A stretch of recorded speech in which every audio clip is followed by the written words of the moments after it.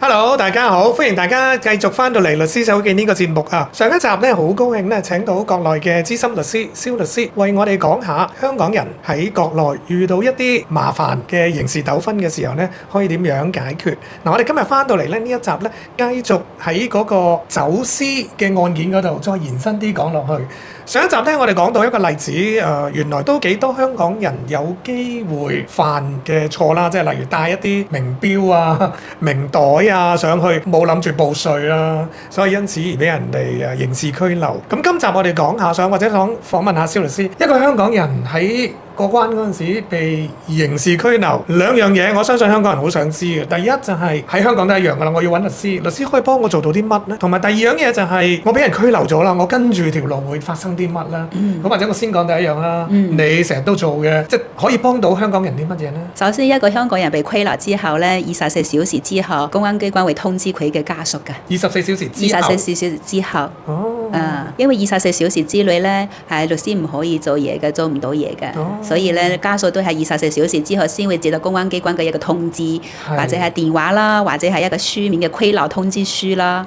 所以香港人就注意啦，一個屋企人24小時如果係聯絡唔上嘅話咧，可能要報警，可能要等通知啦。如果係等到通知話屋企人被拉咗之後咧，應該係點算好咧？即刻去揾律師。國內機關係用翻被拘捕嗰個人嘅電話打出去啊，定係執法機關用佢哋執法機關嘅電話打出去嘅咧？兩種都有。兩種都有嘅。係啊。OK，咁就跟住你話打咗聯絡，咁啊當然要家屬知道咗，家人俾人拘捕咗，就要盡快揾律師，即刻揾律師啦。咁律師又可以做得啲乜嘢咧？幫佢做啲咩？頭先你嗰個講到一個事實就係用佢家人嘅手機打定係為公安機關嘅電話打咧，呢個好重要嘅，因為有陣時可能屋企人都唔一定聽到電話㗎，係咪？所以咧，有啲小型嘅案件唔係好重嘅案件咧，可能公安機關都會叫佢被告或者犯罪嫌疑人自己打電話出去，講俾佢太太或者講俾佢老公啊，自己係咩事，係海關或者喺邊度被拘留啦，俾佢家人知道，唔一定係等到24小時嘅。理解。通常都係家人聯絡律師啦，幫個當事人。係啊，按照中國法律規定咧，邊個可以嚟揾律師咧？呢個想唔想知道啊？想。比如講呢個係老公被拉走之後咧，佢老婆可以嚟委託律師啦，或者佢老公嘅爸爸媽媽可以嚟委託，或者佢成年嘅仔女，或者佢兄弟姊妹。即係總之就係氹氹轉佢嘅家人，但係朋友就唔得㗎啦，就一定要家人，一定要家人，係啊。咁然之後咧，佢委託我嘅理解就唔會委託個香港律師啦，就要揾國內有執業資格嘅律師。係啊，咁然之後要準備啲乜嘢咁？準備身份證過嚟啦，先嚟委託啦。之後要去辦公證啦。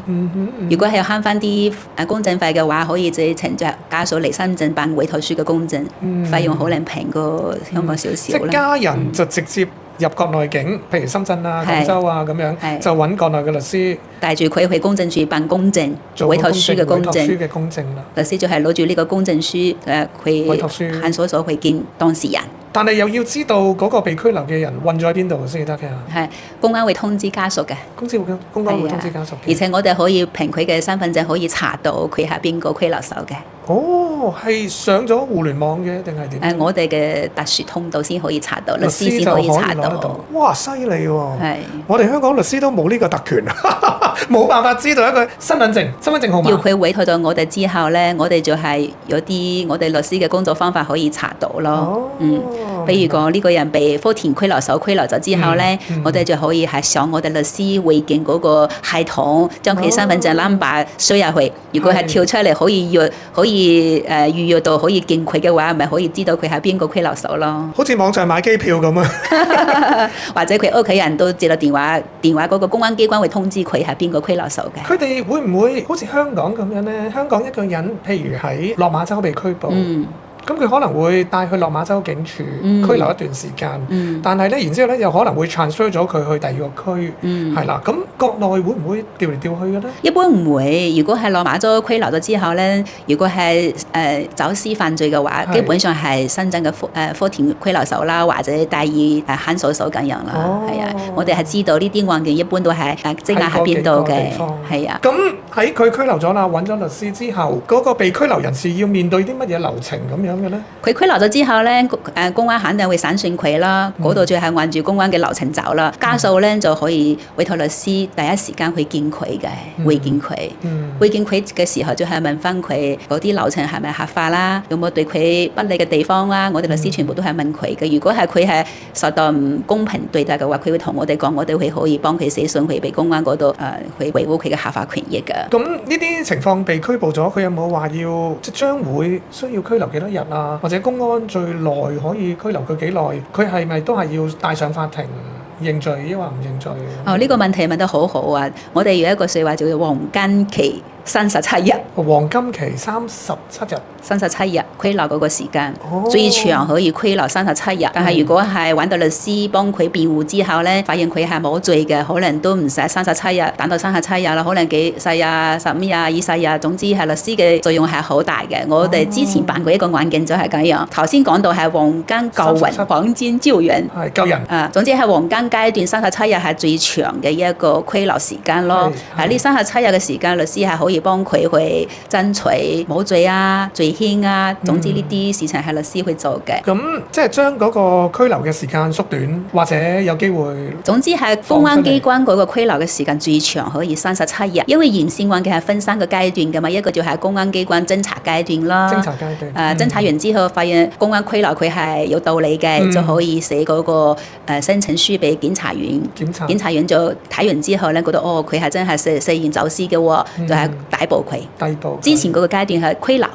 第二個嗰個階段咧就係逮捕。逮捕。如果係檢察院逮捕嘅話咧，就要去法院㗎啦。跟住就去法院。法院就係判佢要咩罪啦，坐幾多年監啦咁樣。咁譬如頭先我哋上一集講嗰啲例子，即係一啲香港市民佢傻傻地咁樣過咗境冇申報咁，呢啲係要行晒3個階段啦，定係喺第一個階段有機會可以甩得到身嘅咧？都有機會嘅。都有機會。係啊，所以咪請律師咯。咁更加重要啦，咁更加重要。要大家有起意外上嚟咧，第一時間真係要揾一個信得過、幫得到手嘅國內律師幫手啦。頭先你講到話需唔需要3個階段一定要行完3個階段咧？從我以前嘅嗰個辦案經驗嚟講咧，有啲可能係公安機關再係無罪釋放啦，有啲可能係去到檢察院逮捕階段咧，都係認為佢係唔需要起訴佢嘅。或者去到法院審判階段咧，法官都覺得呢個人係唔需要判佢刑嘅。總之就係請律師係非常之重要嘅。呢個情況其實同我哋香港都有啲類似嘅。香港如果發生咗啲咩刑事嘅事件，當然係警方會將個當事人拘捕啦。咁如果揾一個律師去保障翻個當事人嘅權益，咁同警方或者同執法機關解釋，咁有機會唔單止攞到保釋之餘，仲有機會避免個案件進一步行落去。係啊。咁香港亦都有負責檢控嘅啦，律政處負責檢控嘅啦。咁決定檢控與否，就有時係警方決定，有時係律政處決定。咁揾律師，透過律師，如果嗰單案件警方堅持，亦都可以同律政處講，睇下會唔會律政處考慮起訴嘅當事人，都有呢個機會。咁第三啦，真係決定咗起訴啦，入到法院啦，係啦，入到法官面前，究竟係繼續抗辯啦，抑或認罪啊，抑或係希望求減刑啦？咁嗰個變數亦都好大好大，係啦。咁所以聽落國內會經歷嘅同香港會經歷嘅，其實都有啲類似嘅。係啊，呢度我想講多幾句啦。頭先講到香港人帶嗰啲物品入境嘅時候，佢哋係分2種情況嘅，有2個罪名，一個罪名叫做走私普通貨物罪，另外一個罪名就係走私物品罪。所以咧，頭先你問到話有冇可能係辯護到冇罪啊？有冇可能係唔使行完3個階段就幫佢處理得好啊？呢個係頭先講呢個罪名就要，可能佢一開始公安機關拘留佢係個罪名係叫走私物品罪，後邊咧我哋幫佢辯護到走私普通貨物罪。呢個嗰個刑期完全都唔同嘅，係咪啊？罪名改咗，呢個係好重要嘅。香港都係一樣。如果告你謀殺同告你誤殺，告你嚴重傷人，變到落去普通傷人，咁已經唔一樣啦。個量刑嗰個幅度已經唔一樣。所以話請律師係非常之重要。既然要請，要一早請，24小時之後即刻請。尤其是人身自由有關添。係啊，因為呢個係對後邊嗰個結果係非常之重要，係咪有關係㗎？好啦，我哋今集就講住咁多先，我哋下集翻嚟繼續同蕭律師講多啲港人嘅國內法律須知。我哋下集再見，拜拜。